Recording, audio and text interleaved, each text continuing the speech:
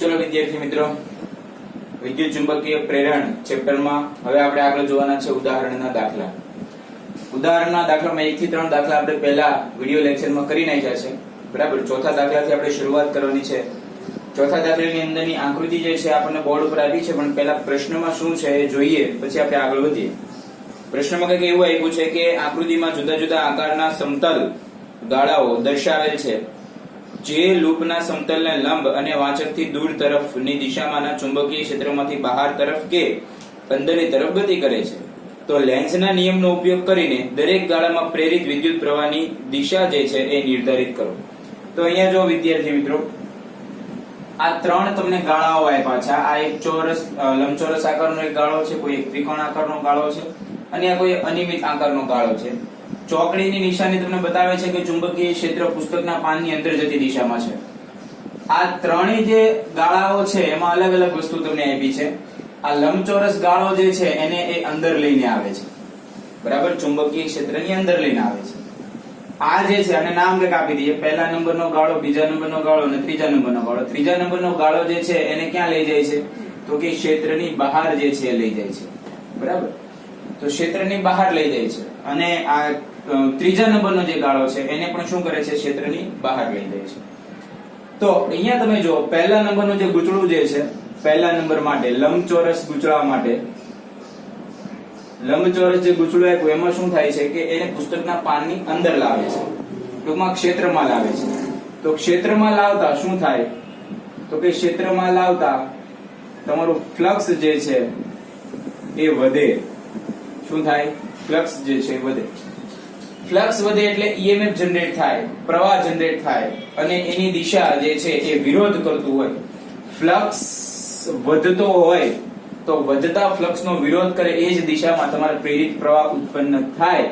તો અહીંયા તમે એવી રીતે લખી શકો, વિષમ ઘડી દિશામાં, વિષમ ઘડી દિશામાં તમારો પ્રવાહ જે છે એ ઉત્પન્ન થાય.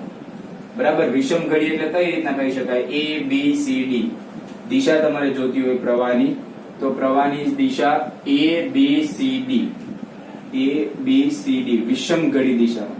હવે આપણને પ્રશ્ન થાય કે આનો જવાબ કઈ રીતે આપ્યો?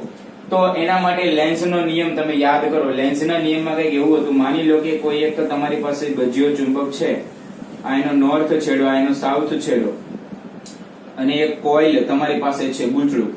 બરાબર. જેમ જેમ આ ચુંબકને તમે નજીક લાવશો એમ શું થાય? તો કે જે ક્ષેત્ર રેખાઓ ગૂંચળા સાથે સંકળાવાની છે એ ક્ષેત્ર રેખાઓની સંખ્યા વધે. તો ક્ષેત્ર રેખાઓની સંખ્યા વધે એનો મતલબ એવો થાય કે ફ્લક્સ જે છે એ વધે. ફ્લક્સ વધે તો ગૂંચળાના બે છેડા હતા, એક આગળનો છેડો, પાછળનો છેડો. આ આગળનો છેડો છે. તો અહીંયા કમ્પલસરી નોર્થ છેડો જ ઉત્પન્ન થાય એવું આપણે લેન્ઝના નિયમમાં ભણ્યા હતા.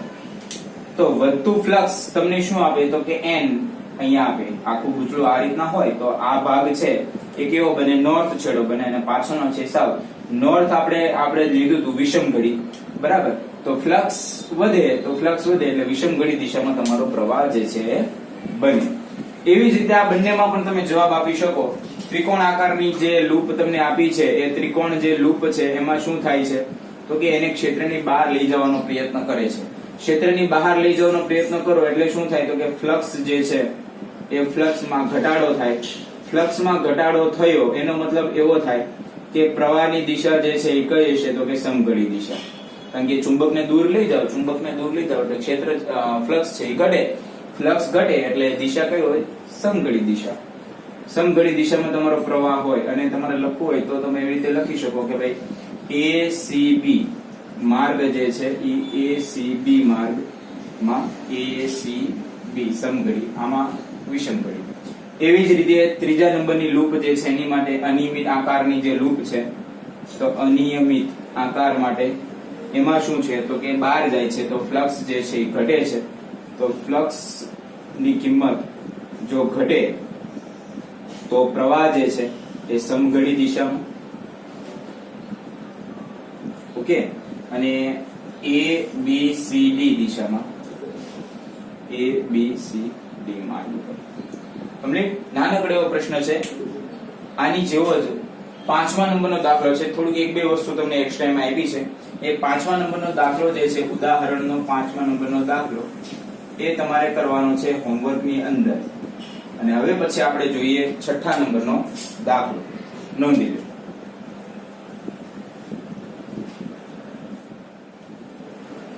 ચલો વિદ્યાર્થી મિત્રો આગળ વધીએ. ઉદાહરણ નંબર 6 જે છે એ આપણે જોઈએ. પહેલા દાખલો જે છે એ આપણે વાંચીએ, પ્રશ્ન જે છે વાંચીએ, પછી આપણે સોલ્યુશન જોઈએ. પ્રશ્નમાં કંઈક એવું આપ્યું છે આપણને કે જેનો એક છેડો 1 મીટર ત્રિજ્યાના ગોળાકાર ધાતુની રિંગ પર વલયના કેન્દ્રમાં લટકાવેલ અને બીજો છેડો પરિઘ પર હોય તેવા 1 મીટર લંબાઈના ધાતુના એક સળિયાને 50 રિવોલ્યુશન બાય સેકન્ડ આવૃત્તિ સાથે કેન્દ્રમાંથી પસાર થતી અને રિંગના સમતલને લંબ અક્ષને અનુલક્ષીને ભ્રમણ કરવામાં આવે છે. અક્ષને સમાંતર 1 ટેસ્લાનું અચળ અને એક સમાન ચુંબકીય ક્ષેત્ર બધે જ પ્રવર્તિત છે. તો આ કેન્દ્ર અને ધાતુની રિંગ વચ્ચે કેટલું EMF હશે એ ગોતવાનું છે. ચલો વિદ્યાર્થી મિત્રો ધ્યાન અહીંયા. હવે તમને ચુંબકીય ક્ષેત્ર આપ્યું છે પુસ્તકના પાનની અંદર, જતી દિશામાં આ બધી વસ્તુ તમને પ્રશ્નમાં આપી છે. લંબાઈ એ સળિયાની, ત્રિજ્યા જે છે બરાબર, કેટલા આવૃત્તિથી ભ્રમણ કરે છે અને ચુંબકીય ક્ષેત્ર કેટલું છે. તો આ સળિયો જે છે બરાબર, એ સળિયો પરિભ્રમણ કરે છે ઓમેગા જેટલી આવૃત્તિથી બરાબર. હવે જ્યારે સળિયો ઓમેગા જેટલી આવૃત્તિથી પરિભ્રમણ કરશે, વસ્તુ કંઈક આવી છે, ચુંબકીય ક્ષેત્ર છે પુસ્તકના પાનની અંદર જતી દિશામાં બરાબર. એની સાથે કોઈ એક સળિયો જે છે, આ કોઈ એક સળિયો એ ગતિ કરવાનો છે ઓમેગા જેટલી કોણીય ઝડપથી, કે આવી રીતે ગતિ કરવાનો છે. તો એવું જ થયું કે સળિયો જે છે એ ચુંબકીય ક્ષેત્રમાં ગતિ કરે છે અને ચુંબકીય ક્ષેત્ર અંદર અને ગતિ જે છે એ પુસ્તકના પાનને લંબ બરાબર છે. તો આપણે એવા તારણ ઉપર આવીએ જે આપણે થિયરીમાં પણ આપણે ભણ્યા હતા કે લોરેન્ટ્ઝ બળ અનુસાર, લોરેન્ટ્ઝ બળ અનુસાર શું થાય? તો કે લોરેન્ટ્ઝ બળ અનુસાર એની પર બળ લાગે અને બળ લાગવાને કારણે જે ઇલેક્ટ્રોન હશે એ ઇલેક્ટ્રોન, મુક્ત ઇલેક્ટ્રોન જે છે, મુક્ત ઇલેક્ટ્રોન એ સળિયાના છેડા બાજુ આવશે, પ્રસ્થાપિત થાય. આ વસ્તુ આપણે થિયરીની અંદર ભણ્યા છે. થિયરીની અંદરમાં આપણે એવું ભણ્યા હતા કે સળિયો જે છે એ આમ ઊભો સળિયો હતો અને એ પુસ્તકના પાનની લંબ ગતિ કરતો હતો. અહીંયા એ જ વસ્તુ છે પણ આવી રીતે ગતિ થાય છે. તો જ્યારે પણ સળિયો આવી રીતે ગતિ કરતો હોય તો મુક્ત ઇલેક્ટ્રોન ઉપર લોરેન્ટ્ઝ બળને કારણે બળ લાગે અને ઇલેક્ટ્રોન જે છે એ છેવાડાના ભાગે ભેગા થાય. એટલે માની લો કે અહીંયા બધા ઇલેક્ટ્રોન જે છે એ ભેગા થયા. તો બીજી બાજુ ધન વિદ્યુત ભાર ખુલ્લો થયો હોય, ટૂંકમાં EMF જે છે એ EMF ઉત્પન્ન થાય. હવે અહીંયા એવું છે કે સળિયો જે છે એ ગતિમાં છે અને EMF ઉત્પન્ન થાય છે. તો ગતિમાન EMF નું સૂત્ર આપણે એપ્સિલોન BVL સૂત્ર આપણે જોઈ લીધું છે કે સળિયો ગતિ કરતો હોય ને EMF ઉત્પન્ન થાય તો એપ્સિલોન BVL સૂત્ર અનુસાર આપણે લખી શકીએ. પણ આ આખો સળિયો જે છે એના માટે આપણે પહેલા એવું કરશું કે નાનકડો ભાગ જે છે એની આપણે કલ્પના કરીએ, એ પણ ગતિ કરે છે. આવા અસંખ્ય નાના નાના ટુકડા આપણે લઈ લઈએ, પછી આપણે બધેનું કરી દઈશું સંકલન. તો એના માટે એવું કરું કે જો dr જેટલો સૂક્ષ્મ ભાગથી જે ઉત્પન્ન થાય EMF એને આપણે d એપ્સિલોન નામ આપી દો. d એપ્સિલોન BVDR આવું સૂત્ર આપણું થાય. સૂક્ષ્મ ખંડને કારણે ઉત્પન્ન થતું સૂક્ષ્મ EMF.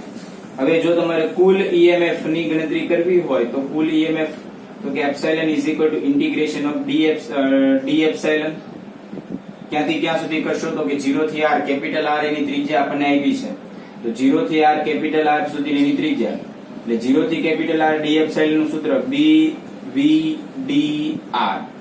ઓકે, v એટલે શું છે? વેગ. પણ v ની જગ્યાએ આપણે r ઓમેગા લખી શકીએ છીએ. v ની જગ્યાએ શું લખી શકાય? r omega. તો epsilon integration 0 to capital R b r omega into dr. ચલો હવે r જે છે એ અંદર લઈ લઈએ, b ઓમેગા જે છે ને બહાર લઈ લઈએ. તો epsilon b omega integration 0 to capital R r into dr. ચલો r ઇન્ટુ dr નું ઇન્ટિગ્રેશન એટલે એપ્સિલોન b ઓમેગા અહીંયા થશે r સ્ક્વેર બાય 2. લિમિટ તમારે જે મૂકવાની છે એ 0 ટુ કેપિટલ, પહેલા અપર લિમિટ પછી માઇનસ કરીને લોઅર લિમિટ, તો b omega capital r square by 2, એટલે કે epsilon is equal to 1/2 b omega r square. તમે અહીંયા ધ્યાન આપજો, જે ત્રિજ્યા જે છે એ કેપિટલ R આપી છે એટલે મારે અહીંયા કેપિટલ R સ્ક્વેર આવ્યું છે. જ્યારે ક્યારેક તમને સળિયો જે છે એ L તમને આપશે, સળિયાની લંબાઈ L છે એવું તમને ધારવાનું કે, તો તમારું સૂત્ર 1/2 b ઓમેગા L સ્ક્વેર થાય. બરાબર છે. આ સળિયો જે છે અહીંયા આપણો પ્રશ્ન પૂરો થાય છે. 1/2 એઝ ઇટ ઇઝ, b ની કિંમત જે છે એ 1 આપી છે પ્રશ્નની અંદર. ઓમેગા જે છે ઓમેગાની જગ્યાએ ઓમેગા ડાયરેક્ટ નથી આપ્યું તો આપણે 2πf લખી શકાય, તો 2πf, ચલો પહેલા ઈ લખી દઈએ 1/2 into b into 2πf into થઈ ગયું r આનું સ્ક્વેર, એટલે 1/2 b ની કિંમત છે 1, બરાબર છે. 2π એટલે 2 ગુણ્યા 3.14, f ની કિંમત આપી છે 0.50 રિવોલ્યુશન બાય સેકન્ડ, 50, ઓકે, અને r ની કિંમત આપી છે 1 એનો વર્ગ. આ બધાની ગણતરી કરશો એટલે એપ્સિલોન 157 વોલ્ટ જેવું મળશે. આ તમને મળ્યું EMF. આ સળિયો ઓમેગા જેટલી ઝડપથી ગતિ કરે છે અને એને કારણે ઉત્પન્ન થતું EMF. પણ ઘણીવાર એ લોકો તમને એવું કહે કે પ્રવાહ જે છે એની ગણતરી કરો. આ EMF જો આવ્યું તો પ્રેરિત પ્રવાહ પણ પૂછી શકે, તો પ્રેરિત પ્રવાહ તો I is equal to epsilon by r કરવાનું. હવે આ r શું છે એ ખાસ ધ્યાન આપજો. આ 0 to p અથવા તો 0 to q નામનો જે સળિયો જે છે એ સળિયાનો અવરોધ છે. એ સ્મોલ r એ અહીંયા જે આપણે લીધેલો છે r એ નથી, કેમ કે આ r નથી, એ અવરોધ છે. આ ધ્યાન આપજો, અવરોધ છે, બરાબર. એટલે એપ્સિલોન નું સૂત્ર તમારું થઈ ગયું 1/2 તો છે જ, એટલે b omega capital r square by 2r.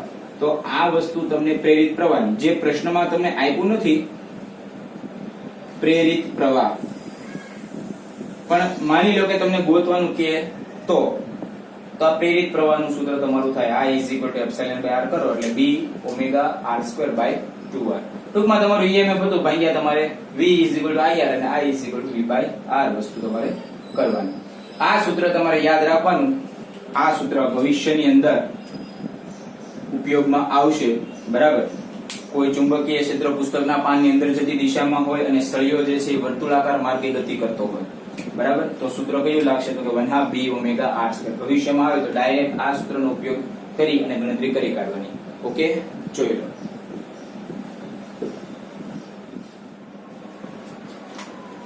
ચલો વિદ્યાર્થી મિત્રો, એક ઉદાહરણ 7 આપણે જોઈ લઈએ. બહુ સરળ પ્રશ્ન છે.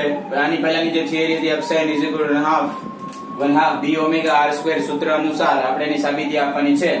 પ્રશ્ન પહેલા આપણે વાંચીએ. 0.5 લંબાઈના ધાતુના 10 આરાઓ ધરાવતું એક વ્હીલ એક સ્થળ ઉપર પૃથ્વીના ચુંબકીય ક્ષેત્રના સમક્ષિતિજ ઘટક He ને લંબ એવા સમતલમાં 120 રિવોલ્યુશન બાય મિનિટની ઝડપે ફરે છે. જો આ સ્થાન પર 0.4 ગોસ He બરાબર 0.4 ગોસ હોય તો એક્સેલ અને વ્હીલ ની રીમ વચ્ચેનો પ્રેરિત EMF જે છે એ ગણતરી તમારે કરવાની છે. હવે કોઈ ચુંબકીય ક્ષેત્રમાં વ્હીલ જો ગતિ કરે તો એનું સૂત્ર આપણી પાસે 1/2 b omega r square already આપણી પાસે છે. પ્રશ્નની અંદર લંબાઈ, ચુંબકીય ક્ષેત્ર, આવૃત્તિ, કેટલી આવૃત્તિથી પરિભ્રમણ કરે છે અને એક ગોસ ચુંબકીય ક્ષેત્ર સમક્ષિતિજ ઘટક પૃથ્વીનો આપ્યો છે આપણે 0.4 ગોસ. એટલે ગોસ માંથી આપણે ટેસ્લામાં ફેરવવું પડે એટલે 1 ગોસ બરાબર 10⁻⁴ ટેસ્લા થાય. એટલે ખરેખર આપણે જ્યારે He ની કિંમત લખશું તો 0.4 × 10⁻⁴ ટેસ્લા આપણે લેશું. બીજું તમને અહીંયા આવૃત્તિ જે છે આવૃત્તિ તમને ડાયરેક્ટ આપી છે, એ આપી છે 120 રિવોલ્યુશન બાય મિનિટ છે. તો આપણે શું કરવું પડશે તો કે f is equal to 120 જે છે એને ભાગ્યા 1 મિનિટની 60 સેકન્ડ એટલે ભાગ્યા 60 કરવું પડશે. એટલે આ થશે f is equal to 2 revolution by second. f ની કિંમત થશે 2 રિવોલ્યુશન બાય સેકન્ડ.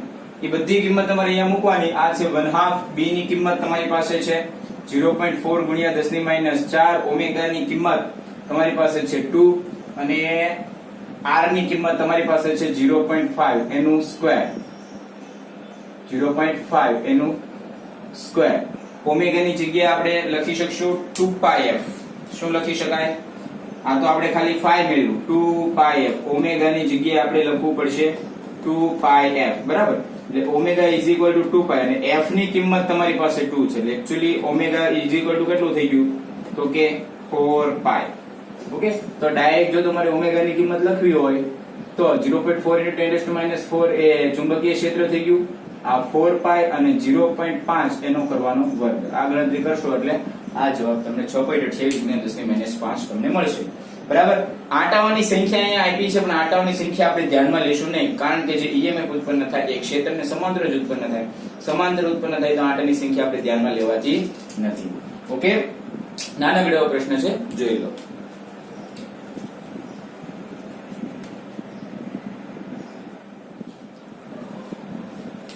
ચલો વિદ્યાર્થી મિત્રો, આગળ જોઈએ આપણે ઉદાહરણની અંદર. ઉદાહરણ નંબર 8. ઉદાહરણ 8 જે છે એ આખો આકૃતિ ઉપરથી દાખલો આપણે ગણવાનો છે.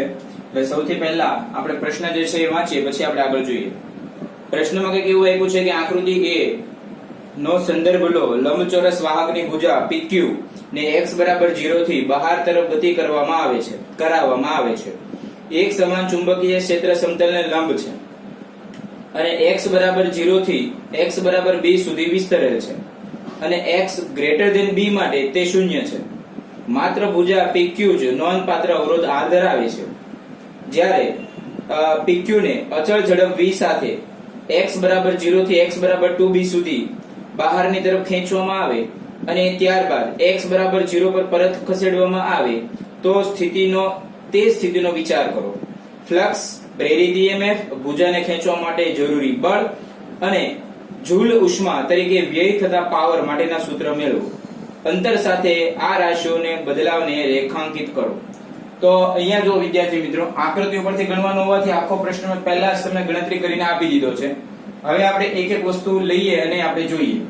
પ્રશ્નની અંદર એવું કીધું છે કે એક ચુંબકીય ક્ષેત્ર જે છે, ડોટ તમને બતાવી છે કે ચુંબકીય ક્ષેત્ર બહાર આવતી દિશામાં છે. અહીંયા બ્લુ કલરનો તમને જે PQ નામનો સળિયો બતાય છે, PQ નામના સળિયાને તમારે ગતિ કરાવવાનું છે.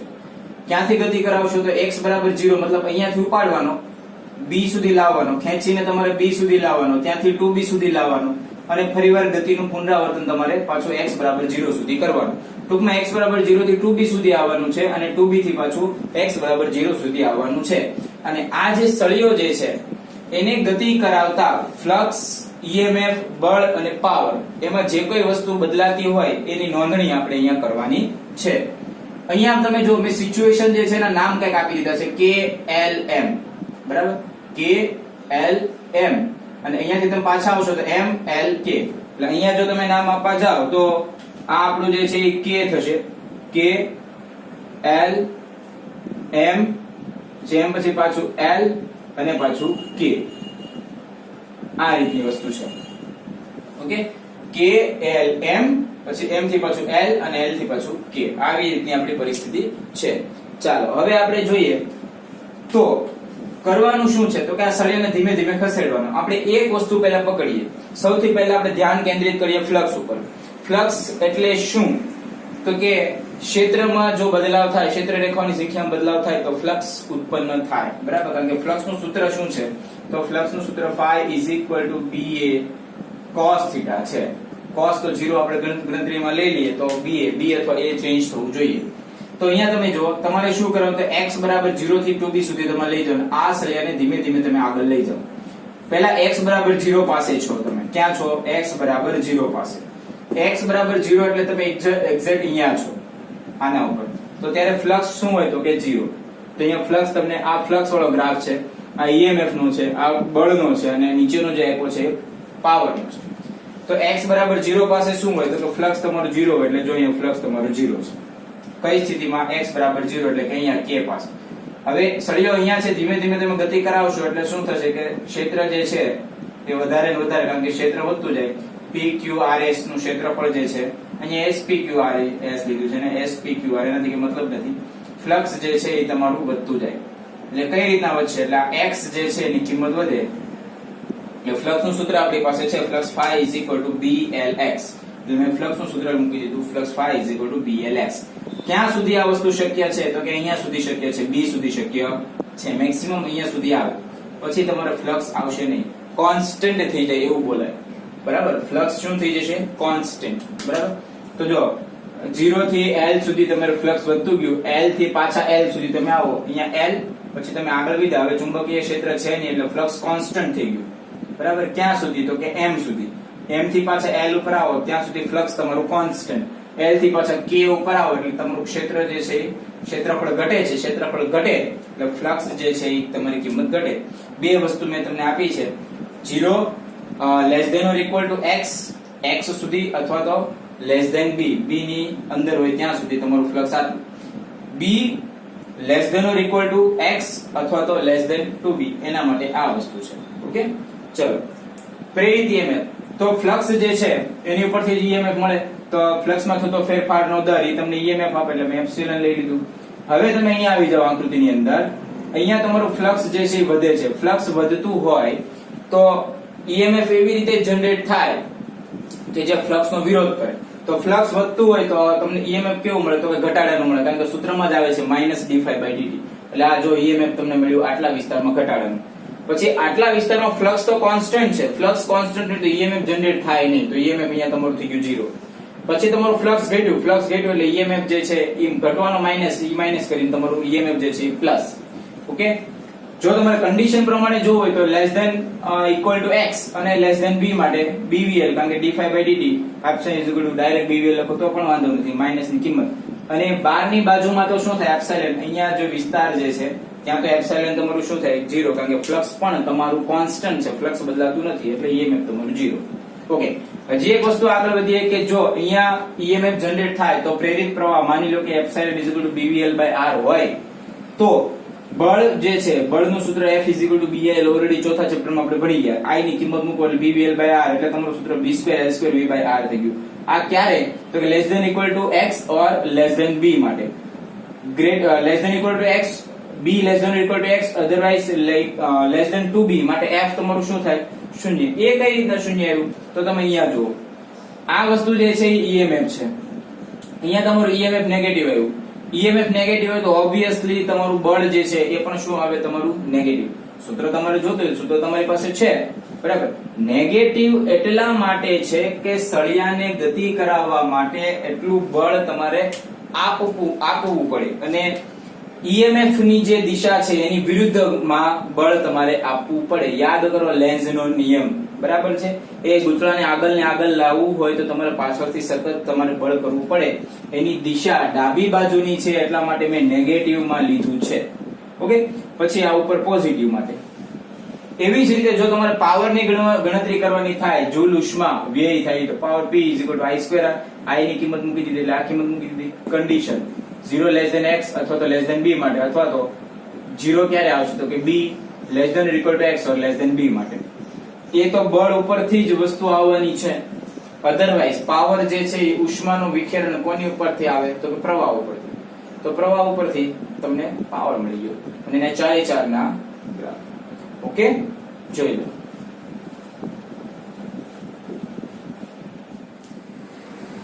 ચલો વિદ્યાર્થી મિત્રો, નવો દાખલો આપણે જોઈએ, ઉદાહરણ નંબર 9. પહેલા પ્રશ્ન જે છે જોઈએ. પ્રશ્નની અંદર શું આપ્યું છે?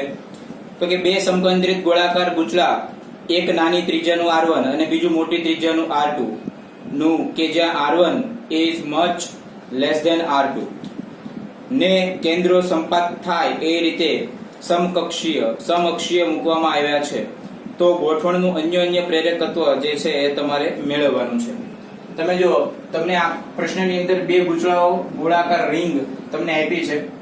મોટું જે છે એની ત્રિજ્યા R2, મોટું તમને ગૂંચળું આપ્યું છે એની ત્રિજ્યા આપી છે R2, અને નાનું જે ગૂંચળું છે એની ત્રિજ્યા આપી છે R1, અને મોટામાંથી પ્રવાહ પસાર થાય છે I2 જેટલો. એટલે આપણે શું કરીએ કે આ મોટું જે ગૂંચળું છે એમાં I2 જેટલો પ્રવાહ પસાર થાય છે, તો એને કારણે મોટા ગૂંચળામાં કેટલો પ્રવાહ પસાર થાય છે? મોટી રિંગમાં, એવું બોલીએ, રિંગમાં પસાર થતો પ્રવાહ. તો એ પસાર થતો પ્રવાહને આપણે નામ આપી દઈએ I2. મોટી રિંગમાં પસાર થતો પ્રવાહ એને નામ આપી દઈએ I2. આ I2 ને કારણે એના કેન્દ્ર પર, મોટી રિંગના કેન્દ્ર પર ઉત્પન્ન થતું ચુંબકીય ક્ષેત્ર, તો એનું સૂત્ર આપણી પાસે છે એકચ્યુઅલમાં B = mu naught I by 2R 2R 2A 2X જે કઈ તમારે લેવું હોય એ. પણ અહીંયા આપણે ગૂંચળાને 1 2 એવા નામ આપ્યા છે એટલે બીજા નંબરના ગૂંચળા માટે છે B2 mu naught I2 આવશે અને 2R2. આટલું ચુંબકીય ક્ષેત્ર ઉત્પન્ન થાય છે. ક્યાં?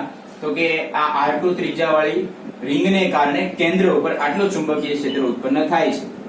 હવે ફ્લક્સ તમારે જોતું હોય પહેલા રિંગ ઉપર ઉત્પન્ન પહેલી રિંગ પર ફ્લક્સ, તો ફ્લક્સ નું સૂત્ર શું થશે? તો કે ફ્લક્સ નું સૂત્ર થશે ફ્લક્સ phi = ક્યાં ગોતવાનું છે? તો કે પહેલી રિંગ ઉપર આપણે ગોતીએ છે તો phi1 = BA બરાબર. A એટલે pi r1² અને B2. ચલો એટલે phi1 બરાબર pi r1² એમ રાખીએ અને B2 ની કિંમત કેટલી આપી છે? તો કે mu naught I2 ના છેદમાં 2R2 આટલું મને ફ્લક્સ મળ્યું. ઓકે, હવે મારે જોઈએ છે અન્ય પ્રેરકત્વ એટલે કે M12. શું જોઈએ છે? અન્ય પ્રેરકત્વ M12.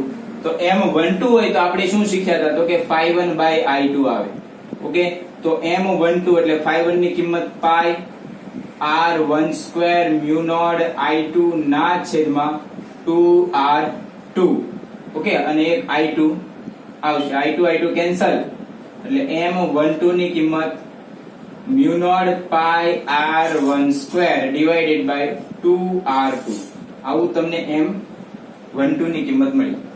બરાબર. પણ ઊંધું આપણે કરીએ તો પણ વસ્તુ શક્ય છે. બરાબર. M2 ની જગ્યાએ જો આપણે M12 કરીએ, M12 ની જગ્યાએ M21 કરીએ તો mu naught pi r1² upon 2R2 as it is જ મળશે. બરાબર. એટલો મતલબ એવો થયો કે M12 બરાબર M21 is equal to M. એટલે રેસિપ્રોસિટી થિયરમ જે છે અહીંયા પડાય છે. અહીંયા ખાસ તમે ધ્યાન આપજો. તમને એવું થશે કે આ બંને જગ્યાએ સરખું કઈ રીતના આવ્યું? તો મોટી રિંગને કારણે કેન્દ્રમાં તમારે ગોતવાનું તો એટલું તો તમને મળવાનું જ છે. પણ નાની રિંગમાંથી પ્રવાહ પસાર તમે કરો અને તમે ચુંબકીય ક્ષેત્ર મોટી રિંગ સુધી ગોતવા જાઓ તો એ ફ્લક્સ તમને ત્યાં મળે નહીં. તમારે નાની રિંગનું જ લેવું પડે. એટલે બંને સૂત્ર સરખા આવશે. થિયરીમાં પણ રેસિપ્રોસિટી થિયરમ જ્યારે લીધું ત્યારે આ વસ્તુ મેં તમને કીધેલી છે. ઓકે,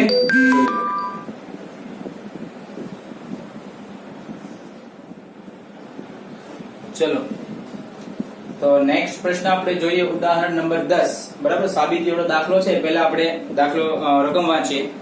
ચુંબકીય ક્ષેત્ર B, ક્ષેત્રફળ A અને સોલેનોઇડની લંબાઈ L ના પદમાં સોલેનોઇડના સંગ્રહિત ચુંબકીય ઉર્જા માટેનું સૂત્ર મેળવો. બીજું, આ ચુંબકીય ઉર્જાને કેપેસિટરમાં સંગ્રહિત સ્થિત વિદ્યુત ઉર્જાની સાથે કેવી રીતે સરખાવી શકાય? તો અહીંયા આપણે આખું સાબિતીનો દાખલો આપણે જોવાનો છે. તો કે ચુંબકીય ઉર્જા ઇન્ડક્ટર ની અંદર સંગ્રહાયેલી ઉર્જાનું સૂત્ર U = 1/2 Li². આ વસ્તુ આપણે જોઈ હતી. બીજું, સોલેનોઇડ માટે તો કે સોલેનોઇડ માટે ચુંબકીય ક્ષેત્રનું સૂત્ર જે છે એ B = mu naught Ni. આવી વસ્તુ આપણી પાસે છે. અહીંયાથી તમે I ને કરતા બનાવો તો I = B ના છેદમાં mu naught N થશે.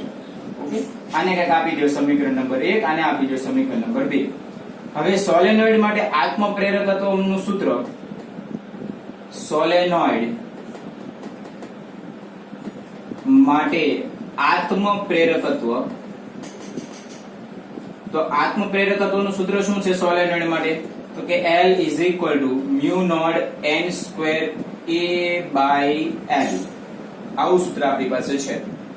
એમાં જે કેપિટલ N છે, N = શું થશે? તો કે કેપિટલ N/L થશે. ત્યાંથી કેપિટલ N = શું થશે? તો કે NL થશે. આ કિંમત જે છે અહીંયા આપણે મૂકીએ એટલે આપણું જે સૂત્ર જે છે એ કંઈક આવી રીતે બની જાય. કેપિટલ L બરાબર mu naught N² છે એટલે અહીંયા small n² L² A/L. L આપણે કટ કરીએ એટલે L = mu naught N² L A. N² L A. આવું સૂત્ર આપણને મળશે. આને આપી દઈએ આપણે સમીકરણ નંબર 2. આ થઈ ગયું તમારું સમીકરણ નંબર 3. હવે શું કરો, 2 અને 3 ની કિંમત સમીકરણ 1 માં મૂકો તો સમીકરણ 1 માં કિંમત મૂકતા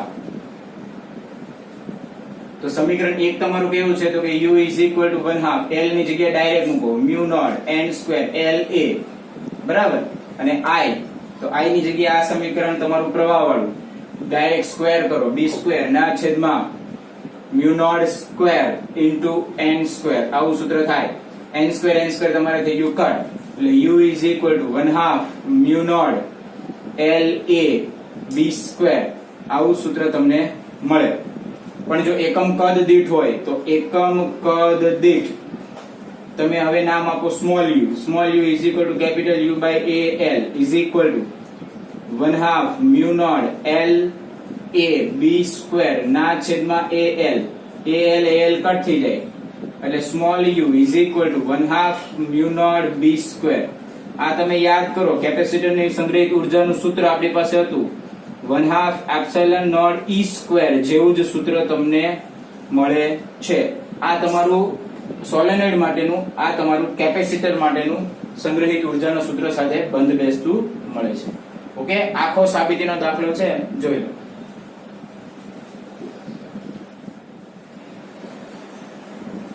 ચલો વિદ્યાર્થી મિત્રો, ઉદાહરણ નંબર 11 અને ઉદાહરણનો છેલ્લો દાખલો. બરાબર, પ્રશ્ન આપણે પહેલા જોઈએ પછી આપણે સોલ્યુશન લઈએ. કમલા એક સ્થિર સાયકલને પેડલ મારે છે અને આ સાયકલના પેડલ 100 આંટાઓ અને 0.10 મીટર સ્ક્વેર ક્ષેત્રફળ ધરાવતા ગૂંચળા સાથે જોડાયેલા છે. આ ગૂંચળું અડધા આંટા પ્રતિ સેકન્ડથી ભ્રમણ કરે છે તો તે ગૂંચળાના પરિભ્રમણની ધરીને લંબરૂપે 0.01 ટેસ્લાના ચુંબકીય ક્ષેત્રમાં મૂકવામાં આવેલ છે. તો આ ગૂંચળામાં પેદા થતો મહત્તમ વોલ્ટેજ જે છે એની ગણતરી તમારે કરવાની છે. મહત્તમ વોલ્ટેજની ગણતરી કરવા માટે એપ્સાઇન is equal to NAB omega into sin omega t આપણી પાસે સૂત્ર હતું. પણ આની પછીનું એક સ્ટેપ તમે જો કરો તો epsilon is equal to epsilon naught sin omega t, આવી વસ્તુ આપણે કરી હતી. બરાબર, એમાં એપ્સિલોન નોટ જે છે એ શું છે તો કે મહત્તમ વોલ્ટેજ. શું છે? મહત્તમ વોલ્ટેજ. તો આપણે એ જ વસ્તુ અહીંયા ગોતવાની છે, એટલે epsilon naught is equal to આપણે શું લઈશું NAB ઓમેગા. બધી જ વસ્તુ તમને આપી છે. n ની કિંમત આપી છે 100, આડછેદનું ક્ષેત્રફળ તમને આપ્યું છે 0.10, બીજું ચુંબકીય ક્ષેત્ર આપ્યું છે 0.01 અને ઓમેગા જે છે એ ઓમેગા 2 પાઈ f થશે. ઓમેગા ને જ્યારે ઓપન કરશું એટલે 2 પાઈ અને f ની કિંમત આપણને આપી છે 0.5. પાઈ ની જગ્યાએ તમે મૂકી દો 3.14 અને 0.5. આ બધાની ગણતરી કરશો એટલે એપ્સિલોન નોટ તમને 0.314 વોલ્ટ જેવો મળશે. ખૂબ જ ઈઝી એવો પ્રશ્ન છે. ખાલી સૂત્રની અંદર કિંમત મૂકવાની છે એટલે જવાબ આવશે 0.314 વોલ્ટ જેવો તમને જવાબ મળશે. બીજી એક વસ્તુ કે અહીંયા આપણા ઉદાહરણના દાખલા સંપૂર્ણપણે પૂર્ણ થાય છે. નેક્સ્ટ લેક્ચરમાં આપણે સ્વાધ્યાયના દાખલા કરીશું. ઓકે, જોઈ લો.